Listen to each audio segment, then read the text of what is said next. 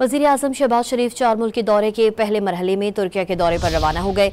वज़ीर आज़म शहबाज शरीफ के हमरा नायब वज़ीर आज़म और वज़ीर ख़ारजा मोहम्मद इसहाक डार, वफ़ाक़ी वज़ीर इत्तलात व नशरियात अताउल्लाह तारड़ और मुआविन ख़ुसूसी तारिक फ़ातमी हैं। वज़ीर आज़म आज से 30 मई तक तुर्किया, ईरान, अज़रबैजान और ताजिकिस्तान का दौरा करेंगे। वज़ीर आज़म इन ममालिक के रहनुमाओं के साथ दो तरफ़ा ताल्लुक़ात और इलाक़ाई और बैनुल-अक़वामी अहमियत के मामलात पर वसी पैमाने पर बातचीत करेंगे। भारत के साथ हालिया बहरान के दौरान दोस्त ममालिक की जानिब से पाकिस्तान को दी गई हिमायत पर उनका शुक्रिया अदा करेंगे। वज़ीर आज़म 29 और 23 मई को ताजिकिस्तान के शहर दुशंबे में ग्लेशियर्स पर बैनुल-अक़वामी कॉन्फ्रेंस में भी शिरकत करेंगे।